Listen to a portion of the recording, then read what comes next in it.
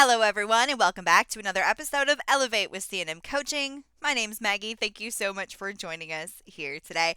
I have another special guest. I thought it would be really excellent for us to interview a collections manager, and I have a couple on my list here that I want to work my way down.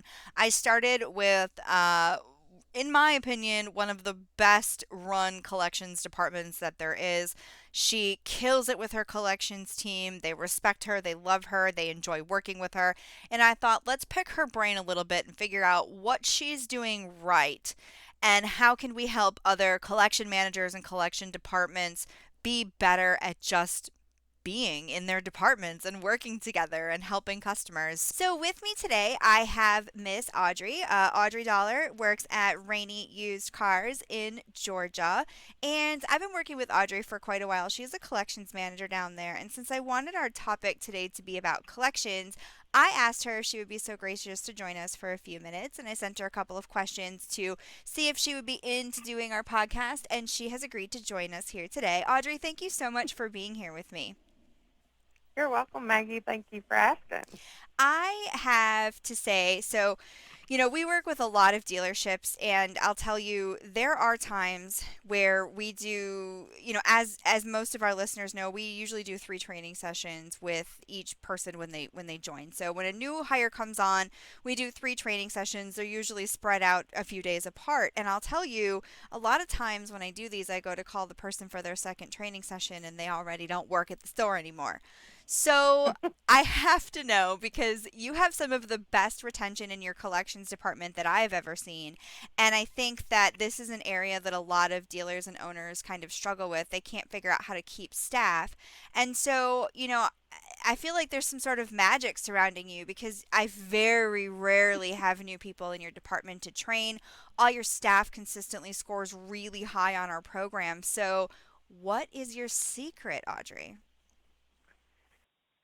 Well, I felt like with that question, I needed to reach out to my collectors that have really been with us the longest. Actually, some of the ones that have been here even longer than I have, as far as being in collections, just because, you know, you said, how do I keep my staff? And I really don't feel like it's me. I think it's a combination of things. And they just confirmed that for me. They had comments like, especially within the whole company, we're like a family.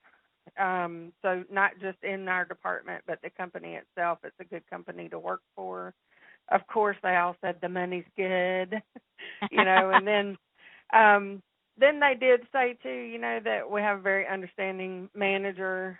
I do feel like family comes first. I feel like we, as a department, as far as just time spent, we spend more time together even than we spend at home with our families, even though most of my collectors do work from home. Um, so we do feel like a family. We have our ups and downs, good times, bad times. I feel like we celebrate together, we cry together, we pray together. We all are together, and whatever life throws at us or work throws at us, we can talk about it. They say we have great open communication. I have a big open door policy. They come talk to me. Sometimes I feel like a therapist, just even with not work related things, but, and that's fine. I want them to be able to talk to me. Another one of them said, it's a non-toxic environment. That when she first started here, the supervisors and stuff they had, she said it felt like it was very toxic, and now it's just like a great department to work for, a great company to work for. And I think that's such a big deal too because the toxicity of so many, and especially the topic you guys have to cover on a day to day basis, it's not a fun, happy conversation a lot of times with your customers in your department. So it can be a tough job. And that is one of the things that I think tends to happen a lot in collections departments is some people just can't handle that and they end up leaving, but also the toxicity and like the negative competition. And when we did our perfect score contest, your one of your collectors won, and it was so funny because they were all just in it to win it. And I, I think your store Right. might have had more perfect phone calls than any of our other stores because they were all like, "We're all gonna win that $500." Like they were in it. And Tamika, of course, ended up winning, and it was wonderful. But I think you brought me to another question, which I think about working from home. So all of C&M coaching employees work from home. They are scattered across the United States, and I love that because it doesn't limit me into where I can hire. You, of course, had everybody in the office, and then COVID happened, and so everybody started working from home. And I know you have some people that could not wait to get back into the office, but Right. how do you feel about them working from home? It seems like it's increased productivity for your team. I think it really has. They all enjoy being able to stay home, work in their pajamas or whatever the case may Right. be, you know. Yep.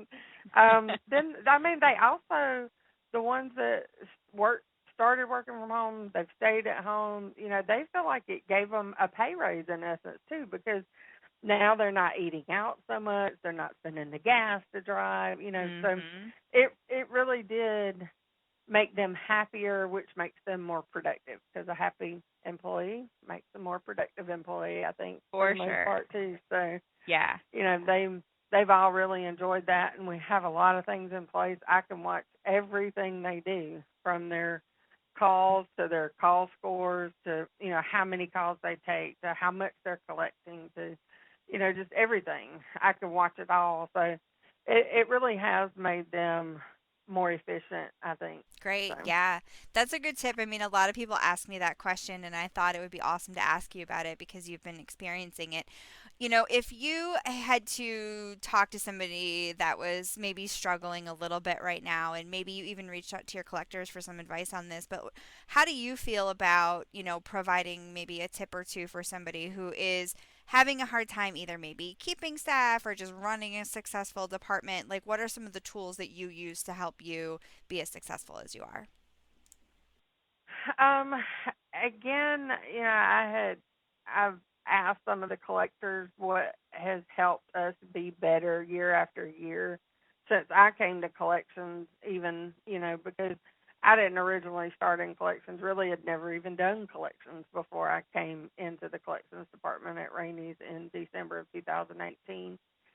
And the one thing that they consistently say is that I brought structure to our department and Mm. put in place guidelines and processes, and they have really liked that. It's not Yeah. so, oh, I can do what I want to and you do what you want to, and it's just so willy nilly. This is what I expect of you, all of you, and this is how I expect you to get there. Yeah. So Yeah, structure I is think really that was important. the best. That's Yeah. usually one of the biggest issues I will say that I see when I start training a team is that no two people do the same thing or say the same thing over the phone. So Right. you have, and then you've got customers like, well, I want to talk to so and so because she doesn't ask me these questions. Mhm. And that doesn't Mhm. help either. You're absolutely right. The structure makes such a big difference and how things are kind of laid out. So, we've been working together pre-COVID, so it's been a few years now. So, Mhm. what is your, of course, you know how I feel about this question, but how do you feel about not only the call training that we've provided, but also how it helps your department and how your department feels about it? I think when we first started it, it was kind of rocky because they didn't want to do it. But I I remember. think I think they finally realized that there again it falls under that structure, the consistency. I'm real big on consistency. If everybody says the same thing, then like you just said, nobody can say, well, so and so said or so and so said. It's like no, we sound like a broken record because we all said the same thing. Mhm. So I think that helped get that all going in the same place. I think now the whole team likes the call training. um, they do sometimes think, oh my God, I think they pick every phone call that I don't offer auto draft. I'm like, no, they randomly pick the calls. They're not just listening for that and saying, oh, they did it on that one. Let me pick this one. Pick this one. Can you imagine how You much know, time that would take with how much staff you have to go through and only. exactly. One of the things that they first told me once they started getting really good at the script was how easy it was to retrain their customers. And now customers not only have their card number, but they're prepared to verify their identity, and they know what Right. information they need to give to their collectors. Do you think that's made their jobs any easier? Yes, I think that makes the phone call easier. It makes it probably quicker as well because they're already ready to come with that information, and then they can easy it's easier to get through the call and get the payment and get off the call. Which, and I hate to say rush through a call, but at least you've got to be timely in getting them on the phone, off the phone, and pick up the next call because we have such a huge call volume. And I know that transition period of retraining the customers was probably the toughest for them, and that's why they were like, ah. But it didn't take Yes. long, maybe a month or so of customers calling in, or at least customers calling in more than one time for them to realize that this wasn't going away. And then customers got pretty prepared, and they don't call anymore going, don't you have my card on file? Because I remember hearing that Right. all the time. And then the wrong card would get charged, and then there were other issues related to that. So I'm so thrilled that Thomas decided to do training, and that you and I have had a chance to meet, because I think you are one of the best collection managers that I've ever seen. And the way that your team works really hard together, and also for you as a manager, I think is wonderful. And I really appreciate you taking the time today to talk to me about this. Thank you so much. I appreciate it. And one other thing I wanted to throw in there was also when I included the cashiers in it too, like Hmm. you say, with so many different people that the customers talk to, with everybody doing the same thing. Yep. That just helped them get even more on track with just always having that information prepared. If there's any other advice you'd like to share, you're welcome to. Any other tips or anything I didn't ask you about?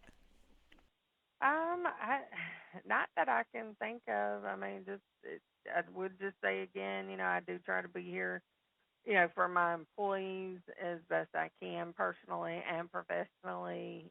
We all have had some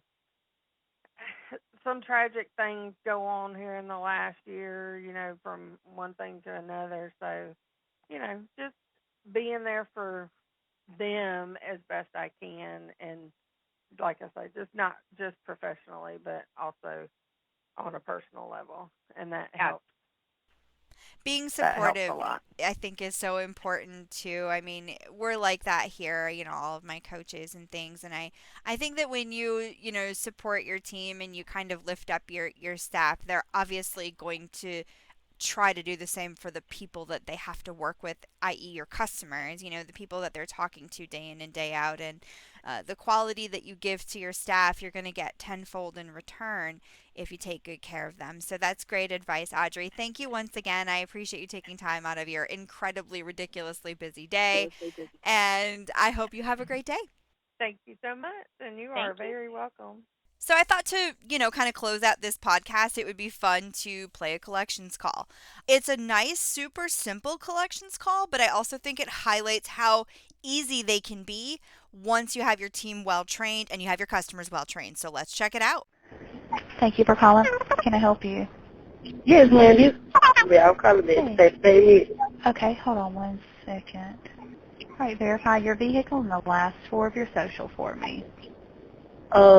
Kia Forte and Okay, and has any of your information changed since you purchased the vehicle as far as your address, phone number, or job? no, ma'am. Okay. And the last four digits of the card you would like to use?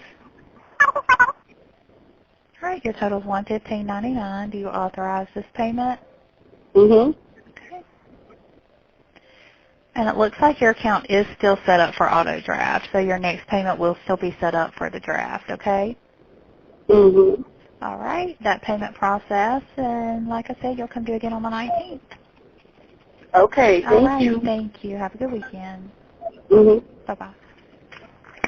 So really super simple. This call was under a minute long. She verified the customer's identity. She verified the address and the employer hadn't changed. She can see in the system that someone recently asked this customer, for her full address and her full employer. So that allows her to just summarize and say, has anything changed, since we spoke last? Get that information verified. She gets the last four of the card number. She very importantly asks if the authorization is, good to go. Hey, do you authorize us to process this payment? Customer says yes, and then she does a great job of acknowledging the customer is on auto pay. This was probably a promise to pay in the middle of the customer's payment schedule. And then at the end, also takes the time to tell the customer when the next payment is due. Now, oftentimes when we start training a collections team, as you heard Audrae talk about earlier, there can be some, hesitation, and some people can feel a little bit of some reservations about doing training. However, one of the complaints is usually, well, this is going to make my call so much longer. This call was 55 seconds, and she did all of that in 55 seconds. Now, yeah, you're going to have times where you need to do a payment arrangement, and it takes a little bit longer. You're going to ask them some questions, maybe need to get some proof of their hardship, whatever it might be that's going on. It's really important that we verify information on the customer, make sure we're applying the payments to the right accounts, because we definitely don't want to repossess the wrong vehicles, and we just want to make sure that we are all on the same page. Every collector is verifying the same information so that you can make sure that your accounts are consistently current and up to date, and you can connect with your customers if you need to.